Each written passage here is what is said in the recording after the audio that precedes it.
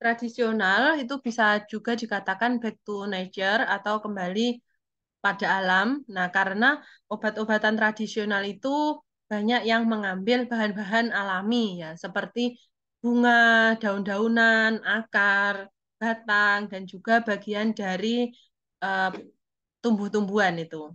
Biasanya kalau yang simple itu kita mengenal adanya toga ya, tanaman obat keluarga yang biasanya itu ada di kebun-kebun setiap keluarga.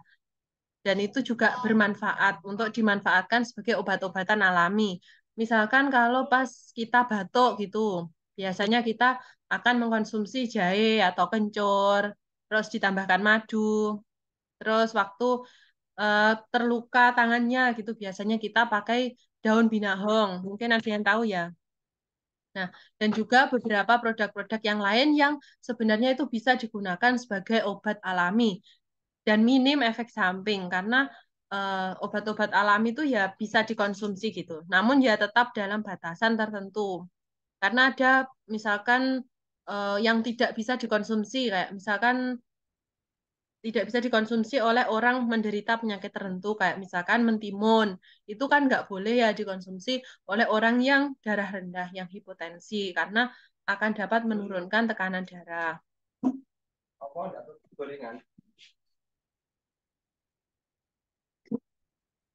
Kita lanjut. Nah, ini menurut Permenkes ya, pengertian obat tradisional adalah bahan atau ramuan bahan yang berupa bahan tumbuhan, hewan, mineral, ataupun campuran dari bahan-bahan yang secara tradisional dapat digunakan untuk pengobatan berdasarkan pengalaman. Jadi lebih ke berdasarkan experience, pengalaman pengguna.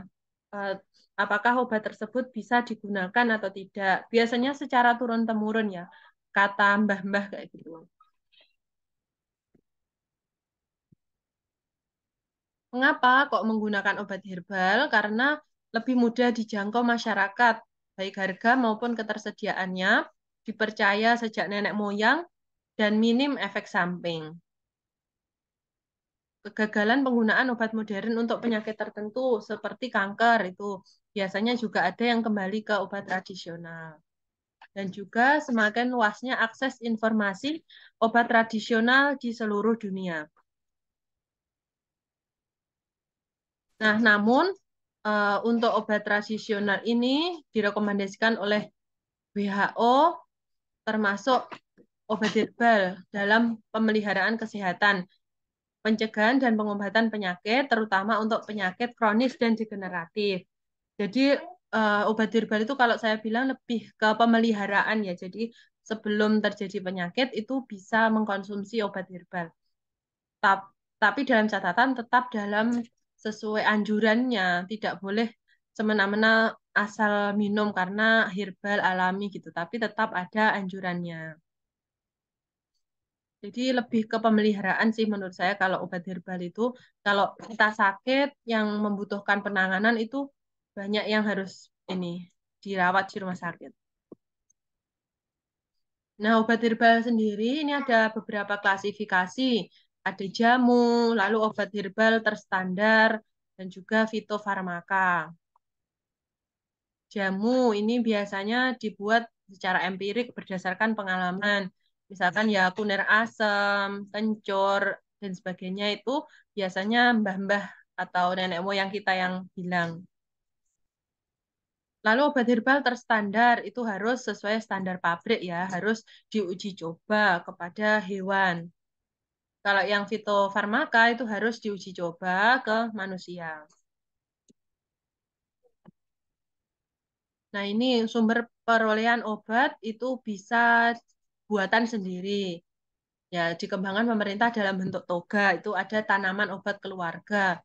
Nah, di rumah itu kalau ada lahan kosong bisa ditanam beberapa herbal, ya misal kencur, jahe, atau binahong, yang tumbuhan-tumbuhan yang sering dipakai ketika kita sakit itu bisa ditanam di rumah.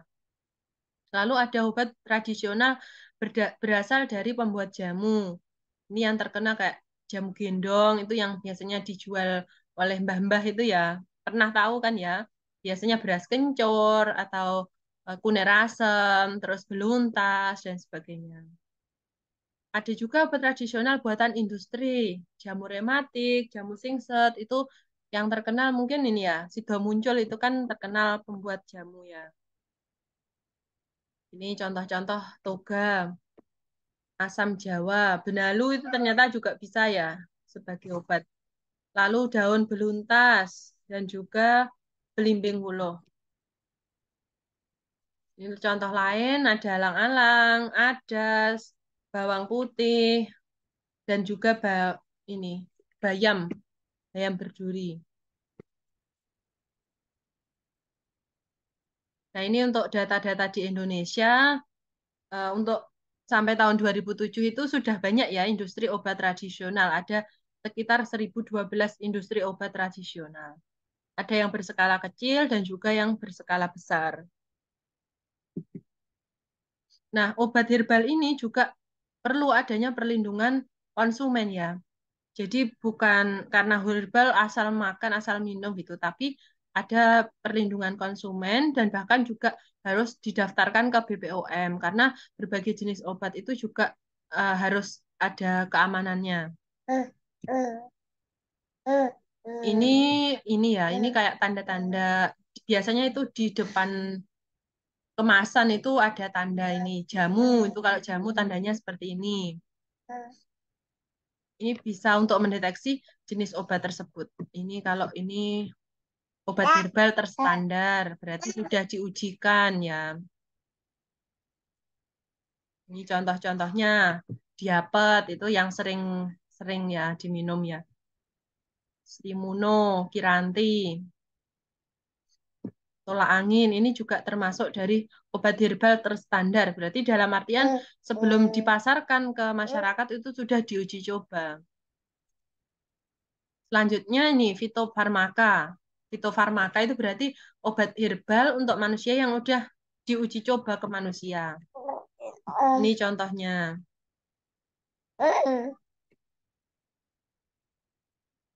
Nah, tapi dari obat herbal yang sudah dipasarkan ternyata ada juga yang ditarik oleh BPOM. Ada sekitar 54 merek, 46 tidak terdaftar di BPOM dan tersebar di Indonesia ini.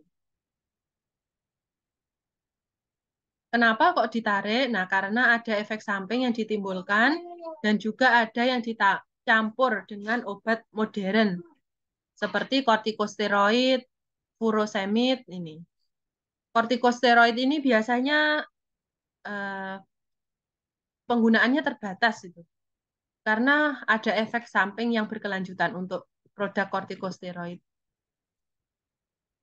Nah, ini juga ada beberapa contoh jamu yang ditarik oleh BPOM.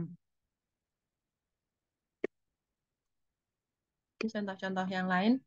Nah, jadi penting ya meskipun kita mengembangkan obat herbal atau produk-produk herbal itu juga harus didaftarkan ke BPOM. Mungkin untuk uji coba awal itu yang minim resiko itu bolehlah diuji coba sendiri. Namun kalau sudah besar haruslah didaftarkan ke BPOM dan badan terkait untuk pendaftarannya.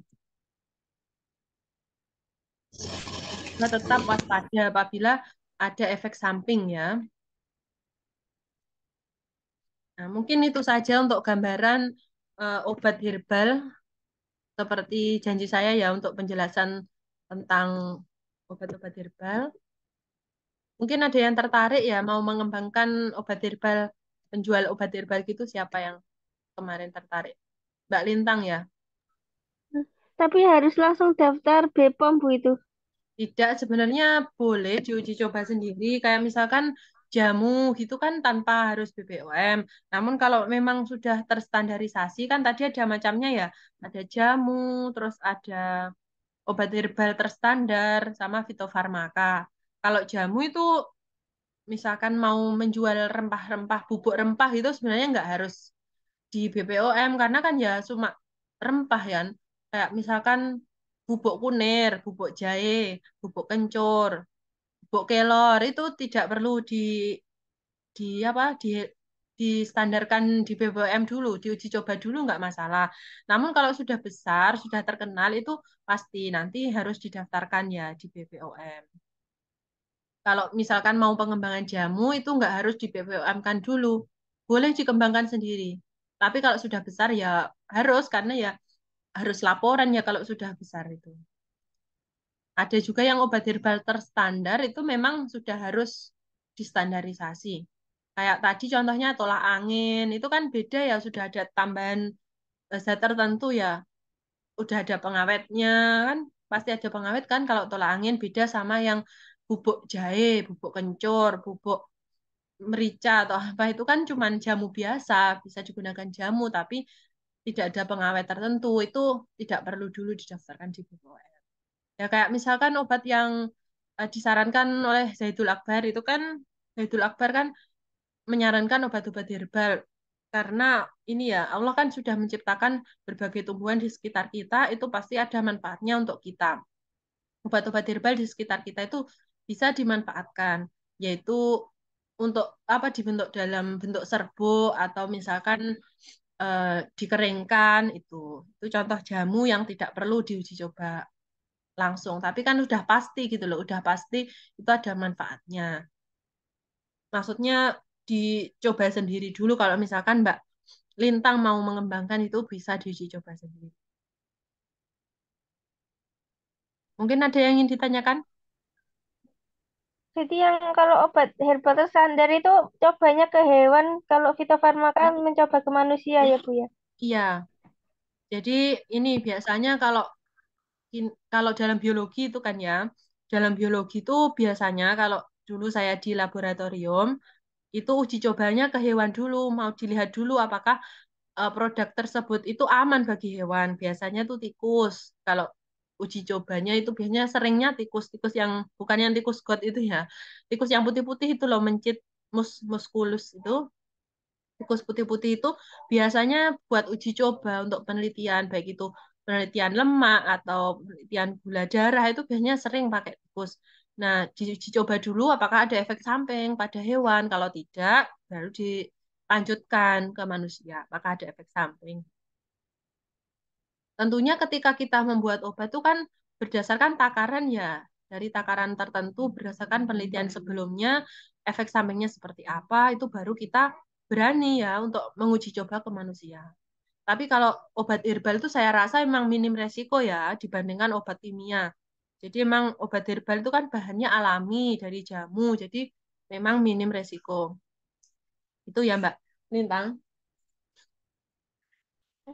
Bu, tapi kalau Mhm. misalkan kan kita bikin obat untuk manusia, tapi mencobanya ke tikus, tikus kan kecil Bu, apa Hmm. efeknya sama? Kan Ini beda jauh ya. ini beda takaran Mbak. Biasanya dihitung dulu Oh, berat badannya berapa. Kalau tikus dikasih segini, kalau manusia dikasih segini. Tapi kalau saya kan dari biologi, jadi seringnya prakteknya ya ke hewan. Mungkin kalau yang dari kedokteran itu praktek langsung ke manusia. Kalau saya kan seringnya praktek ke hewan. Ada yang ingin ditanyakan lagi? Bu, penyakit kronis sama degeneratif itu Hmm. apa ya? Kronis itu penyakitnya yang terus-menerus, degeneratif itu menurun. Jadi, Kak, misalkan mana tadi? Ini ya, misalkan ini ya, saya beri contoh darah tinggi itu ya.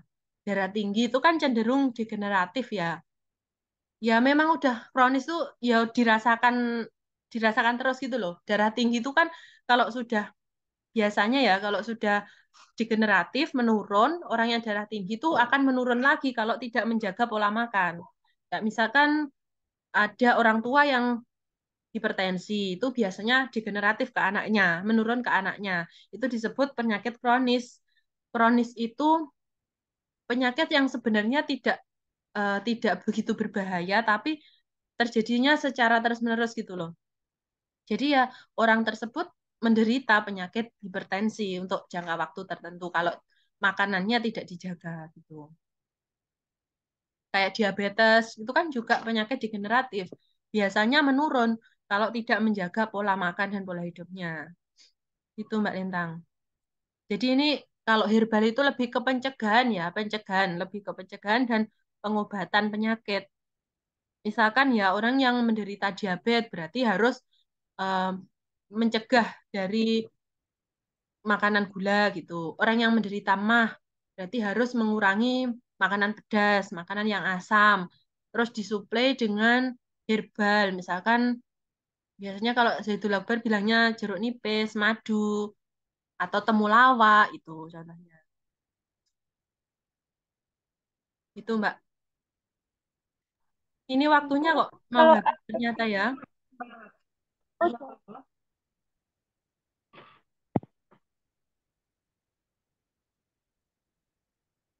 Yang lain mungkin mau bertanya,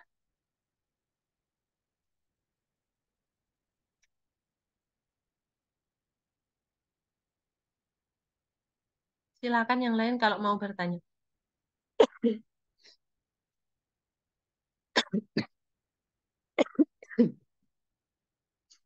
Bagaimana Mbak Lintang?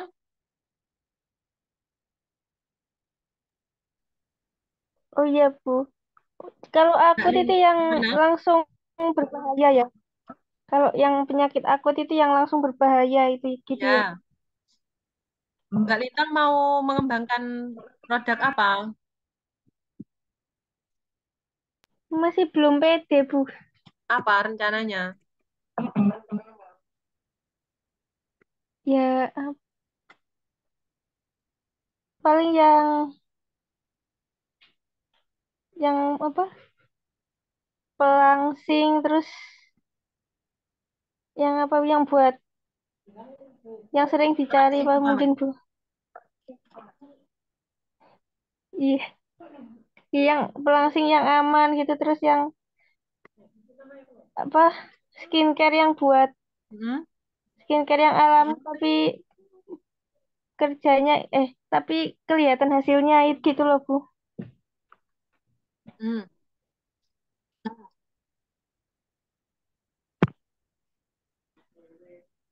Ini sebenarnya kalau Mbak Lintang pengen cari-cari info tentang itu ya, itu di YouTube banyak Mbak, kayak uh, mulai bisnis masker organik, misalkan kayak gitu ya.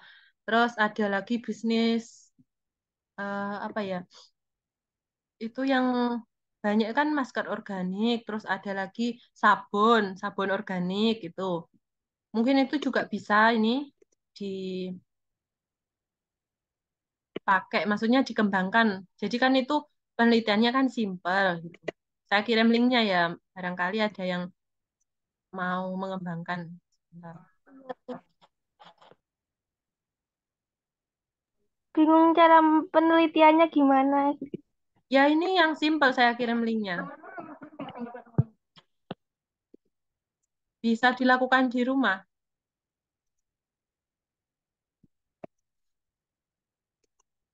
Itu contohnya tak kirim di link.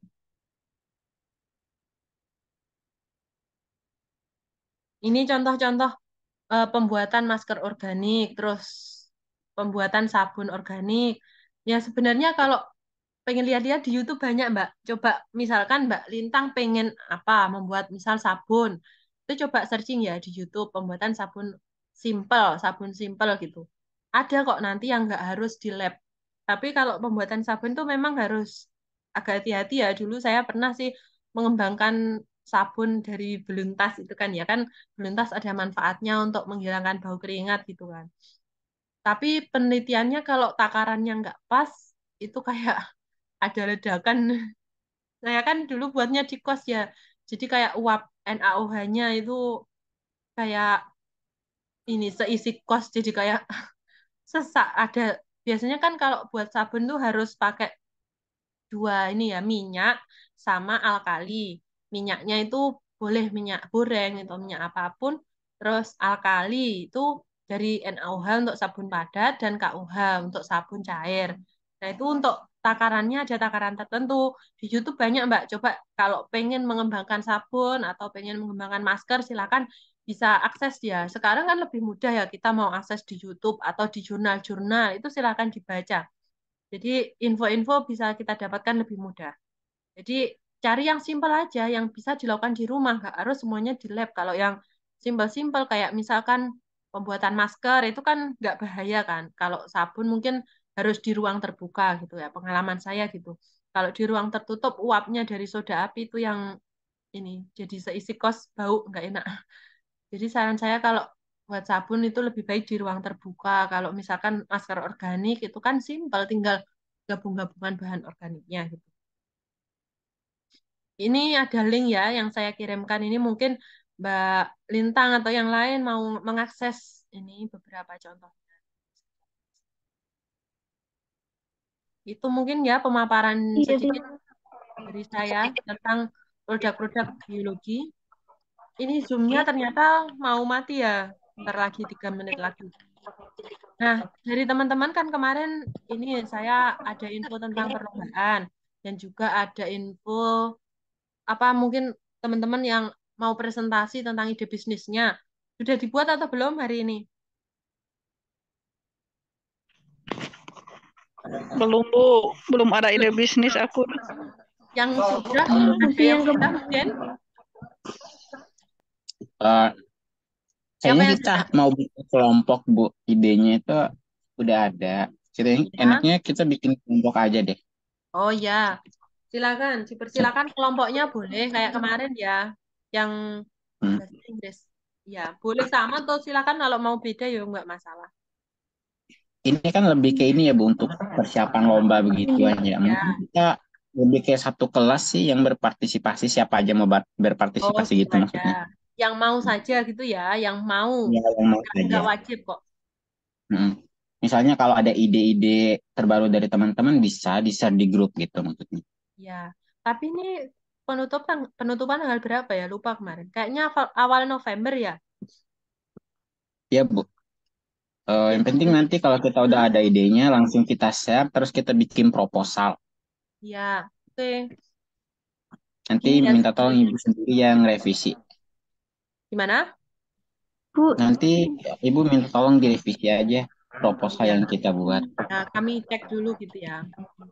Iya, Sebenarnya gini ya, Bu harapannya ini ya. dari kelas BioKWU itu lebih ke praktek gitu ya. Pengennya saya ya lebih ke praktek baik itu untuk praktek pengembangan proposal bisnis masing-masing atau mungkin mau ikut event itu saya persilahkan. Jadi bukan sekedar teori itu kan sebenarnya kalau teori itu kan bisa kalian pelajari sendiri ya.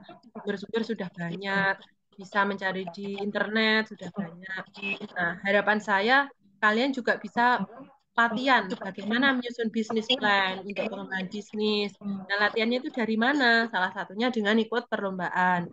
Nah, saya sendiri pun kemarin juga baru ikut lomba yang diadakan oleh Bappenas. Kebetulan ide bisnis saya itu terpilih untuk presentasi di UK kan sebenarnya. Cuman pengurusan visanya itu telat akhirnya ini buat presentasi video ide bisnis itu. Nah, jadi kan dengan ikut perlombaan itu harapan saya itu kalian semakin terbuka kan pasti ini bertemu dengan teman-teman yang ikut lomba juga. Jadi nanti ada ide-ide baru yang mungkin juga akan bisa